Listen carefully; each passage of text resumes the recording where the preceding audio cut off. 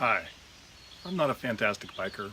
I don't spend my life in the saddle, but I'm planning on taking the ride from Pittsburgh to DC using the Great Allegheny Passage or the G.A.P and the C&O towpath.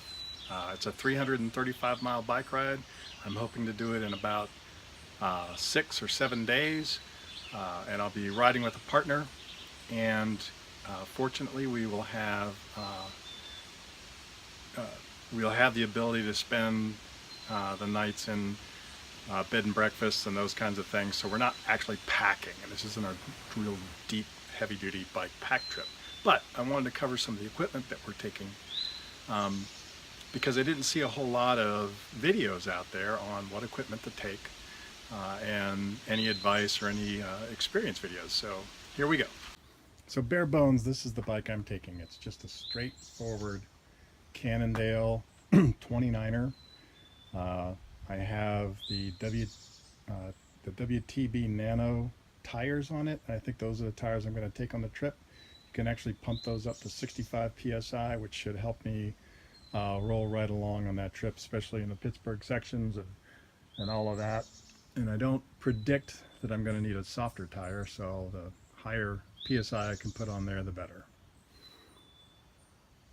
As far as pedals go, I mean, these are 4 years old. These are my standard clip pedals from Shimano, and I mean, that's the type of I expect to use the clip pedals and get that extra power and efficiency out of the ride. Water bottles, I'm going to take 2. I have 2 racks. The only problem with this Cannondale frame is that this bottle, I can't put a larger bottle in that rack. I can only put the smaller bottle in that rack. It's 1 large, 1 small. I'm considering adding a water bottle carrier to the front of the handlebars in order to give me just a little bit extra water to make the distance. Everyone says you need lights on your bike, especially with all the tunnel passages and all of that. This year the Paw Paw Tunnel is closed, so that's a ½ mile of an unlit tunnel that we won't see. But there are other tunnels there, and the headlamps or the headlights really help. This one is, I think there's $25, $30 on Amazon, and it is amazing. It is as bright as the sun and really almost takes the fun out of making a tunnel passage, but it also has some neat features for your bike just on regular day. I mean, that's high, that's low, and then that's strobe. And that can really make a difference just for safety in your regular riding. I always put it on strobe even during the day when I'm commuting back and forth to work.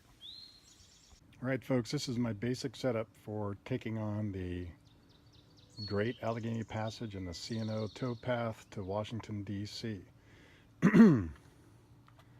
Have this toe peak rack back here, and that's where I'll put any of the equipment, the tools and stuff to get through the day.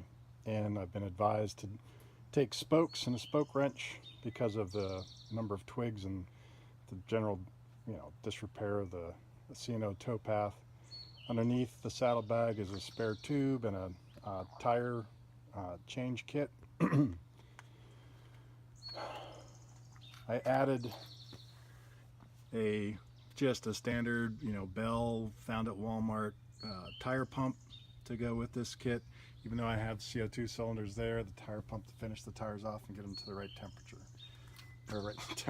right pressure. I've got 3 water bottles. And that's my battery for my headlamp. And we'll come around here for a second and look at this from the front. So we've got my headlamp, and I have a GoPro mount on the handlebars. That's not generally the best place to put a GoPro. It does give you an interesting perspective, plus you can flip it around and film yourself, and then also have a helmet mount for that. And then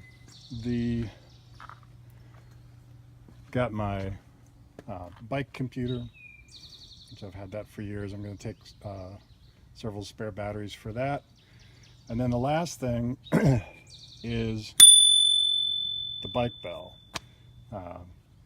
Trip reports say that a bike bell is really kind of a handy thing to have because you can use it as you pass other folks and give them an alert.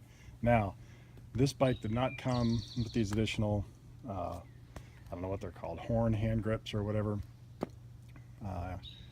But that gives you an alternative place to put your hands. There's a lot of, in the saddle riding, a lot of just holding on and riding.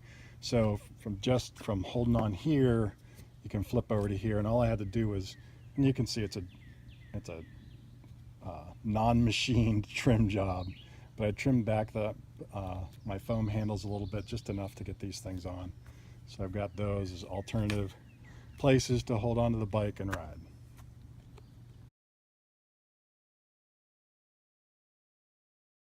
So I'm only 1.5 miles into a shakedown cruise of the equipment on my bike, and it's shaking down. So let's see what's gone on and what's happened. So this water bottle rack, due to the tapered nature of mountain bike handle grips, this water bottle rack has gotten so loose that it's peeled all the way up here, and then it actually flipped over and I started draining water out of my water bottle as I was coming down a hill. This GoPro mount is doing the same thing, and I put a little bit of felt in here to try to give it some more grip, and that just doesn't seem to have worked at all. I may need to take some rubber bands and put those underneath those clamps to get them to tighten up and stay in place. But that's what the shakedown trip has revealed so far. We'll see how things go, but this water bottle is definitely, that is a non-starter no matter what. More later. So the flop over in the water bottle carrier and the mobility of the GoPro mount, those need to be fixed. So what I'm going to try to do is position these further out where the dimensions of the taper for the handlebars ends. So that's step one. And step two is I'm going to take these, I call them broccoli bands. These are the bands that come around a bunch of broccoli in the store. I'm going to take these vegetable bands, these broccoli bands, and I'm going to cut them and use them as a wrap to help give a little bit more friction for the mount. We'll see how that works.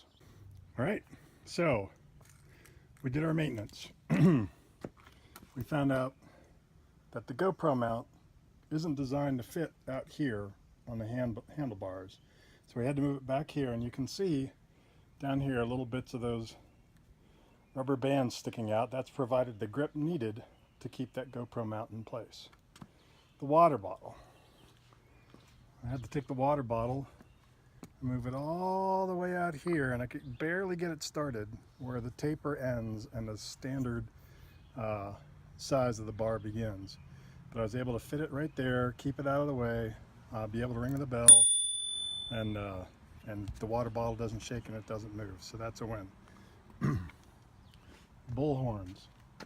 All right, these are a little too flat. It made me feel like I was going to slide off the bike when I was out on those.